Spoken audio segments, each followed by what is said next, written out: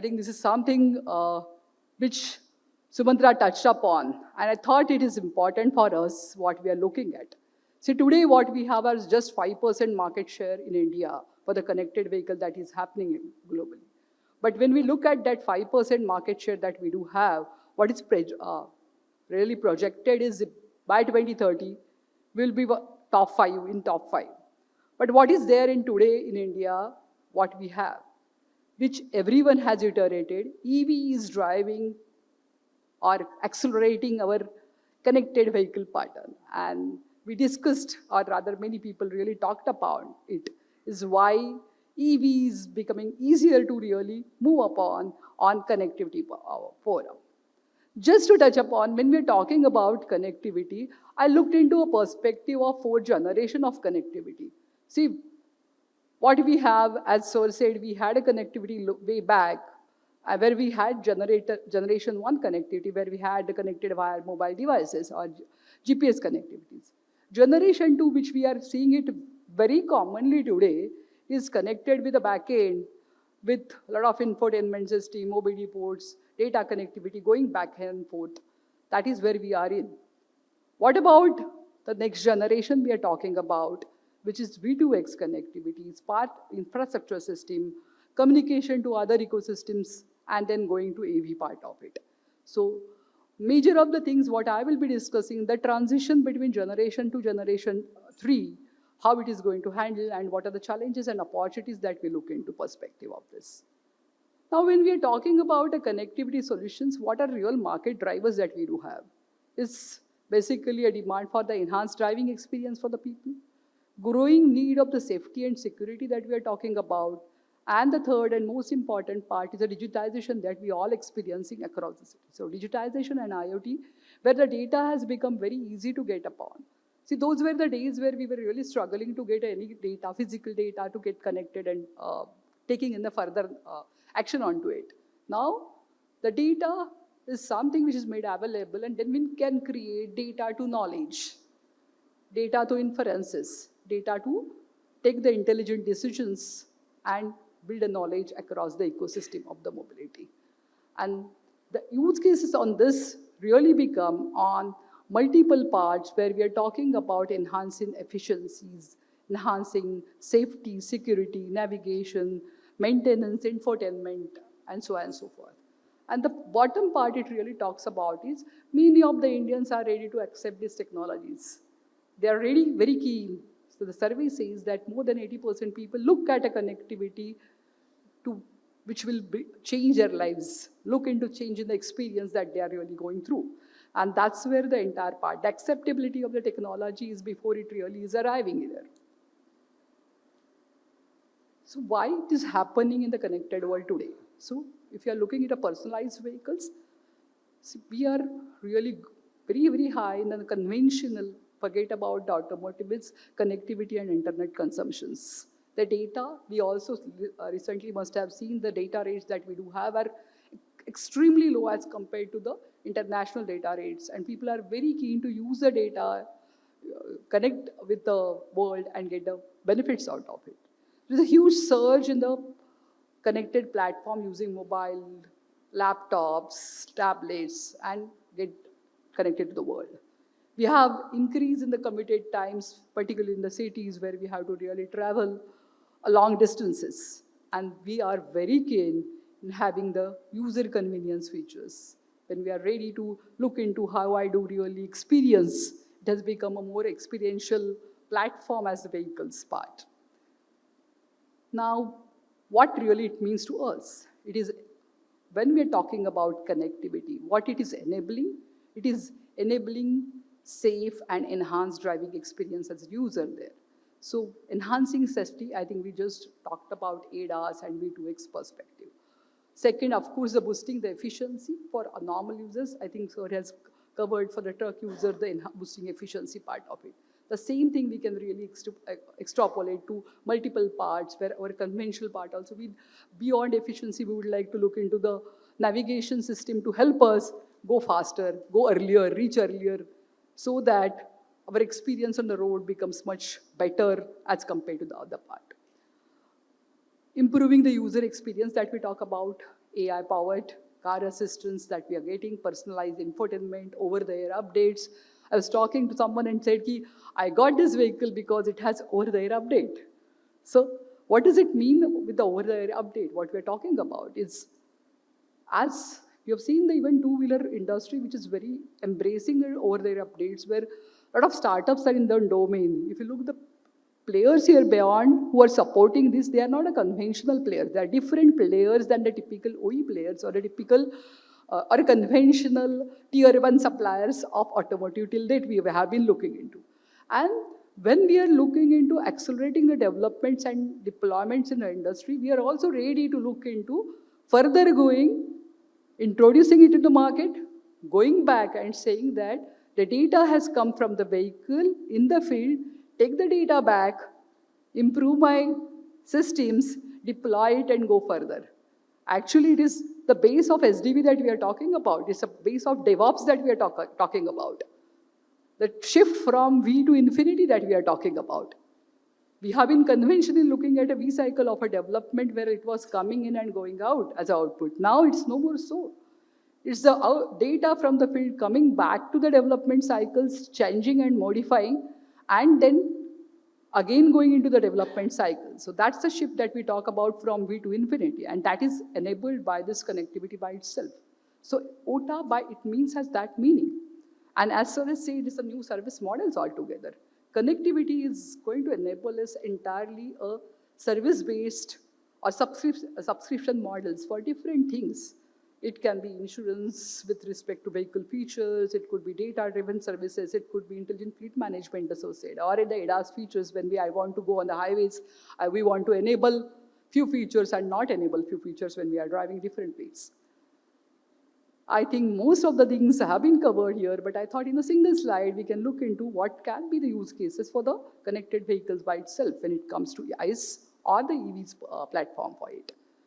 See, when we are talking about ICE, it's basically extension of the life cycle through the predictive maintenance. We talked about, of course, the sensorized data, having the prediction-based models, and having a less downtimes, but it also talks about how can I enhance the life cycle? It's no more these many kilometers have run and changed. Rather than that, look at the status or the wear and tear actual of that particular part, component, feature, and then you change out it. So it improves on the cost of that, improves on the life of that, improves on the entire decarbonization method also for that, because no more I am changing the component just because it has run those many hours or those many kilometers. Is based on the real data where the status of that is. Second part, of course, we talked about or we heard about it is enhanced fuel efficiencies that we are talking about. With smart navigation, traffic data, we can really have the better experience to the users too. And when it comes to electric vehicles, I think range optimization is very important for any driver. When I'm driving my vehicle in the full traffic with EV, I always get a feeling, am I stuck when I'm traveling 100 kilometers? So look into the battery use optimization that we are talking about. Battery health monitoring and changing of the entire strategies with the OTA part of it. And the smart charging V2G, we just touch upon those subjects. And we can go more in discussing the applications to that. But I'll move now from that to V2X. I think this is something which I would like to add, where how my V2X can really change my experiences for the safety in turn automatically. This is one example we have talked about in the ADAS, where we are talking about vehicle to vehicle, vehicle to pedestrian, vehicle to infrastructure, beyond the conventional ADAS system for that. And what that is getting connected to vehicle to network.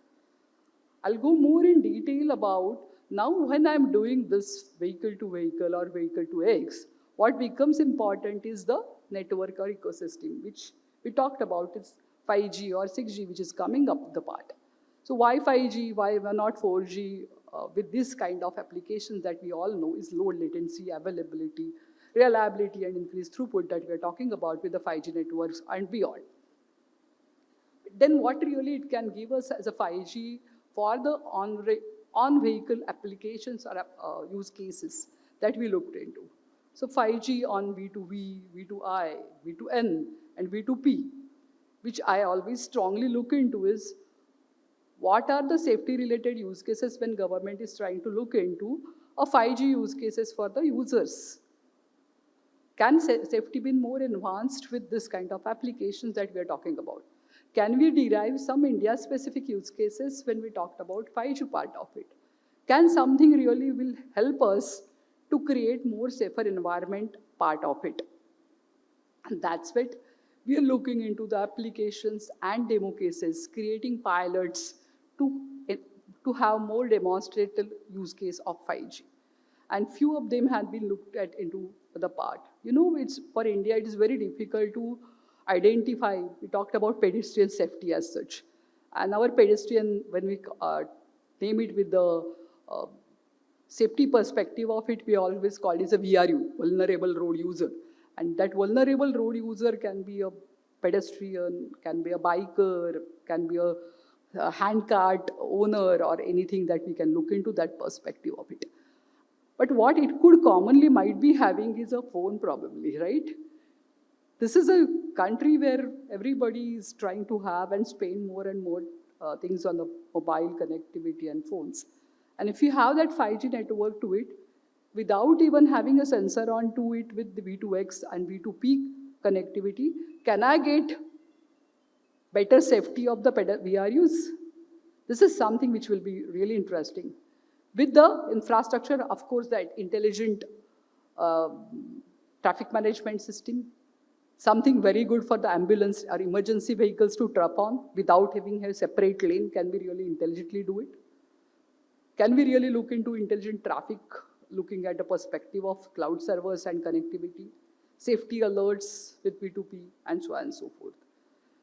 So what I was looking into is when we are discussing this about V2X connectivity, how the globally things are happening and how the globally things have changed. And there was a roadmap put forward globally about these things. And we reconnect those roadmap for the India-specific use cases and part of it. I think we started a bit late, but we're accelerating very fast where we could see the visibility of different functions in next 5 years. With the connectivity going very, very, very aggressive with the 5G network coming up. And then its availability across different steps. So I think we talked about this in terms of mega trend in action.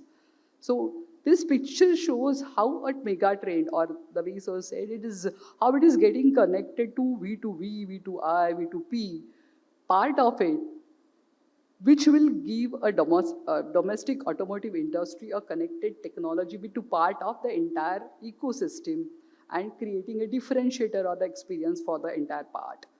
And I'm very happy to tell you that ARA is really looking into the testbed for the V2X technology, which can really help us in what will happen if my 5G gets to 4G, how the things would change, what will be latency, whether it will work or not work, what will have the challenges. What is most important part of this is we have the OBUs, that is onboard units, and then we have the what we call is roadside RSAs. How the interoperability of these things work, whether something which is made for operate or the consumer A to consumer B or the manufacturer A or OE A to OE B will be same. So those interoperability things are very important, and globally people are looking at a global interoperability challenges to be made with the consortiums and validation methods where interoperability can be verified. And that's where I think the role of organization like ARI would be, where we can really ensure that interoperability methods so that it is the simplest interaction and simplest introduction of such features in the market. So what we are looking currently is to create a prototype and demonstrators where we are looking at, can we have with only 5G connectivity, AEB features, at least a warning feature onto the vehicle, and we can help to see through. We have something in between, but can I see through a vehicle from first vehicle to third vehicle and what it will help to? So this is where something is very, very important. Signal violation with the pedestrian coming into a picture, how we can really help getting this 5G connectivity is done. VRU, as I was telling you. So this is something which could, we have created a data bank for Indian use cases with 5G as a user. What could really be useful for India? And we are happy to collaborate and get inputs from you all as the users if you are ready to help us in creating more robust libraries for the use cases, which you people can really look into and implement for the V2X part of it. So when we are doing that, we have coming with challenges. I think sir also touched upon that. I will just look into one challenge of cybersecurity and how we are looking at cybersecurity as from the regulation perspective of it when it comes to. So many of you must be aware that we already have a regulation in place for the cybersecurity, and we're expecting it to be notified by 2027. And it is not only for the cybersecurity, it is also for the OTA updates, or we call it secured updates of that. It is based on the European regulation, but the Indian regulations of 189 and 190 are already in published. And this gives, forget about only regulation for testing, it gives a different perspective of system developments which are going to meet these requirements and creating, again, our own libraries or use cases for threats. So we're creating also the threat libraries for the Indian use cases when it comes to the cybersecurity part of it. So this will be very important, particularly when we want a robust implementation of these standards in place. We just cannot copy because there are different use cases that we have to deliver with the Indian part of it. And this is something what I feel as a thought process to be put forward. It's a base of connectivity which is going to drive your future mobility, which we are talking about software-defined vehicles. So it's a very tag name of tangy word of soft SDVs that we talk about. And the connectivity just is going hand in hand to be an enabler for these SDVs, where we are talking about functional safety, SOTIF, we talked about infinity development, to cybersecurity, to a long-term part where there will be entirely different structure of the vehicles by itself. It will be a zonal architecture, we will be shifting to that. Then there will be few things which are happening onto the vehicle as a time-critical applications, and majority of that will be connected to a bigger cloud connectivity. So being a part of the bigger ecosystem which will drive tomorrow's future mobility part of it. So this is what I do have to say, that we always strongly believe that technologies are global, but the solutions that we have to derive are local.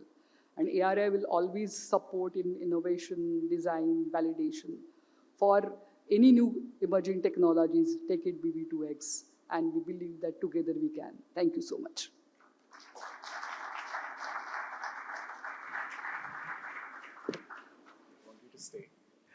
Do we have any question before we go? You could raise your hand up and we'll make sure. Okay, can we get the mic there, please? Thank you. Good morning, Ujjwala. It's great to see you talking from powertrain to the connected now, the way I have seen the journey. The key question here is on the data topic, because we've seen now, I am coming from the VW joint venture company where we do a lot of data modernization for the group, okay? Obviously, within the compliance of GDPR. So there's a lot of data which you can use about the vehicle and the vehicle user and kind of give a lot of different services and incur good revenue out of that. Now, in the context in India, so there is a DPDP draft is rolled out, right? So what is the current situation when it comes to that DPDP for the vehicle and vehicle user data? So if you could give some insights, is there regulations already in place? It's okay. You're looking into the update on the data privacy and data part of it, right? As you rightly know, the draft is in place and we're looking into getting it finalized. Of course, on the normal personalized data, we do have some things. On the vehicle data, I think we are looking at a global practices the way it is happening. What we are pushing is the data has to remain in India, and second is looking at the ownership part of it, how the data ownership, the vehicle manufacturers finally everywhere normally in India it goes to the OE to get it connected back, because they are the faces that we have today perspective. Further to that, it becomes an individual agreement with the stakeholders or the tier one suppliers that we are talking about. But is there a draft which will be coming out particularly for the vehicle and the user data? Because That is what is under discussion and workout today. That's what is happening. I think you are aware of it. okay, fine. Thanks, Ujjwala. Thank you.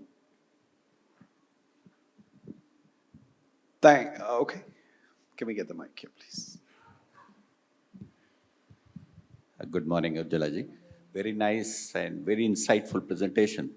I'm Vineet Shukla, RNTBCI. You mentioned about the V2I. It's very interesting, which ARI has been planning about the vehicle, the infrastructure, and then understanding some of the features which can be very contemporary, like the ADAS, etc., what you mentioned. But there is a very big role of infra here, which you rightly mentioned, which is like traffic signals and those things, which is dependent on the government. Yes. And it's a state government, central government. There are a lot of complications are here. My question is there any body being created or being considered for getting these consolidated? Because, of course, private partners can help, but their interventions are limited. They cannot go beyond a certain level. I know, talking to Map My India and all, where they collaborated with the government agency to get the data, like the EV data or the charging station data. Something being planned on this. I think you're right. Infrastructure is something which would be key, particularly when we're talking about V2I infrastructure part of it. So we have been in discussion with MORTH on this. And what they're really looking, you must be hearing that there is one highway which is getting converted with very intelligent part. And it is very practically impossible that whole India can be converted at a completely infrastructure ready part of it, looking at a diverse nature that India has. But what we are working with them is to create the India-specific use cases and pilots. So creating pilots with 5G is something they're very keen in, to look into perspective how it can maybe pocket-wise implement. I would say, I don't want to say it can really happen, but maybe when it comes to highway protocols, it can be maybe national highways, part of national highways. When it comes to cities and synchronization, it has to be local governments. See, practically it cannot be done at a central level. So talking to individual ones, creating a demo cases and use cases and pilots is something currently is being pushed and looked into a perspective of possibilities to enhance and part of it. Right. Thank you. Okay. Thank you. So, as you explained about the onboard unit and the roadside receivers, anything has done by ARI on the current GNSS piloting? Genesis? GNSS-based toll collection piloting. Correct. Anything is done at ARI that how it really is working and operating? Of course, we are doing, see, as you know, we have a testing facility for GNSS part, and look, what we have to look into the on-field effectiveness, and if we get a loss of a data, how it really will work. Beyond that, basic validation and testing in the lab we can do, and we do have the studies where we have looked into the loss of data, loss of part, how it really works. Thank you. Ma'am, Srikanth here from Hinduja. A two-part question actually. Somewhere here. Okay. Yeah. Ma'am, what I wanted to know was whether the connected vehicle and everything that we're doing, whether it's going to lead to some kind of, support for what I can say, law enforcement, what you could call a V2T, vehicle to Tulla. Can you just come down? I'm not able to understand. Ma'am, what I was saying is there any perspective we have on this being used for law enforcement? I mean, something as simple as speeding or red light or going the wrong way. And the second part of the question is, what does it imply in terms of, my own personal information security or privacy? These are the two questions I want. I think when you say about law enforcement, of course the use case can be there, but it has not been very aggressively been, I would say aggressively been projected that way. I think it's it's also the acceptability of the facilities. More that we tell users that is for benefit of him or benefit of his safety, security and experience, it will get more easily accepted. That's what generally a discussion has been. And when we're talking about data security, identity part of it is very important. And that's where I think a lot of camera-related challenges are being discussed at different levels in different forum. Of course, when it comes to data and data collection, it is necessary that we don't directly project or give a data which reveals the identity directly in terms of number plates or the driver part of it. But of course, it will be there somewhere or the other. Good morning. Hi, here, ma'am, on your. Yeah, Okay. Hi. So just to give you context, I'm a data privacy lawyer. So yeah, all of this makes a lot of sense. We're helping EV companies comply with GDPR and DPDP. My question is, a lot of our EV clients, they face issues in terms of telematics because DPDP is a consent-based act. So, as opposed to what the general semblance is, we do expect some, guidelines, because right now the draft rules are out. It's going to take another 3 months for the rules to be notified. But specifically for the EV sector, right, the entire consent-based mechanism is very difficult because there are third-party providers like charging stations, etc. So, have you already started, getting some semblance, because EV companies are going to be data controllers and data fiduciaries, so the entire liability would lie on the OEMs and the companies. So is there a general semblance in the industry that how it's going to be? Because GDPR compliance is there, but DPDP is a complete different set of compliances. So is there something which you're doing and you're educating people on? To answer you directly, no direct part is happening that way.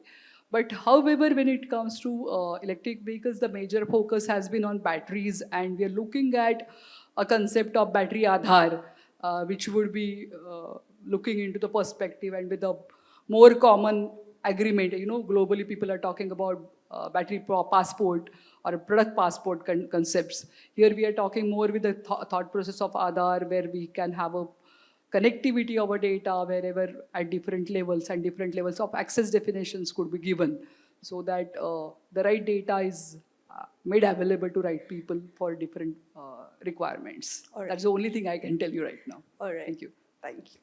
Thank you. Thank you. Thank you so much.